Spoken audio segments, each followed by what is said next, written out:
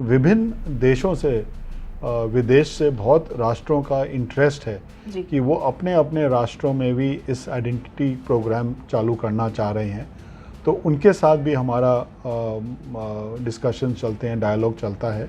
और मैं कुछ लोगों ने ऑलरेडी आधार का जो आर्किटेक्चर है उसी बेसिस पे अपना आइडेंटिटी प्रोग्राम चालू कर दिया है। आधार ऐसा नहीं है कि किसी के पास आधार नंबर आ गया तो वो कुछ आपको असुविधा कर सकता है, हानि कर सकता है, क्योंकि आधार का जब इस्तेमाल होता है उसके साथ आपके फिंगरप्रिंट चाहिए होता है, आइरिस चाहिए होता है, या OTP चाहिए होता है। पिछले 10 साल में अब तक करीब हमने 133 करोड़ आधार इशू कर दिए हैं। मैं पहले साइबर सिक्योरिटी की बात करना चाहूँगा कि हमारा जो डेटा है हम विभिन्न प्रकार से उसको प्रोटेक्ट करते हैं।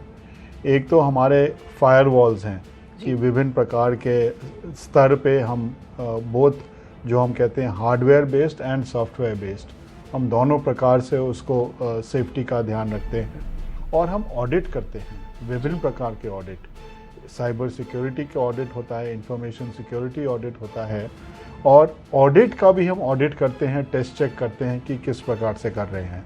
आधार किस प्रकार से लोगों के ईज़ ऑफ लिविंग में सुविधा बन सके, और उसमें कोई प्राइवेसी का कोई उल्लंघन नहीं होता है। उसमें कंसेंट बेस्ड मैकेनिज्म है कि जब कोई लाभार्थी कंसेंट देता है कि मैं ये लाभ, ये सुविधा, ये सेवा लेने को तैयार हूँ, और उसके लिए जो मिनिमम इन्फॉर्मेशन है वो ही दी जाती है। इनफैक्ट आधार में आप देखेंगे हम इन्फॉर्मेशन जो है हमारे पास केवल 5 फील्ड हैं। हमारे पास नाम है, डेट ऑफ बर्थ है, जेंडर है और एड्रेस है। इन 4 चीज़ों के अलावा हमारे पास जो कोर बायोमेट्रिक है, फिंगरप्रिंट, आँख की पुतली और फेस, ये 3 बायोमेट्रिक हैं। हमारे सिस्टम से ये बायोमेट्रिक जो हैं कहीं बाहर नहीं जाते हैं। फेस ऐसा नहीं है कि कोई नया हम चीज़ इंट्रोड्यूस कर रहे हैं। हम बस, ये आपने कोविड के समय भी देखा होगा कि बहुत लोग फिंगरप्रिंट ऑथेंटिकेशन करने में संकोच करते थे क्योंकि छूना पड़ता था, किसी ने और छुआ हुआ है कहीं जम। तो उसके तहत देखते हुए और ये देखते हुए कि फेस का टचलेस जो है आप दूर से भी ऑथेंटिकेट कर सकते हैं, जो बूढ़े लोग हैं वो भी आराम से कर सकते हैं, इसको देखते हुए हमने रखा है। और हमने, जैसे मैंने बोला, ये कंसेंट के बेस है, जब सहमति होती है तभी किया जाता है, उसके बिना नहीं किया जाता। तो कोई प्राइवेसी का इशू उठना नहीं चाहिए इसमें। कि 2019 में आधार नियम में ही बहुत संशोधन किया गया था कि अगर किसी ने कोई दुरुपयोग किया, कोई फ्रॉड किया, कोई इम्पर्सनेशन किया, आधार एक्ट में ही उसका पेनल्टीज़ हैं। और वो आधार एक्ट का जो एडजुडिकेटिंग ऑफिसर है वो भी अपॉइंट हो गए हैं।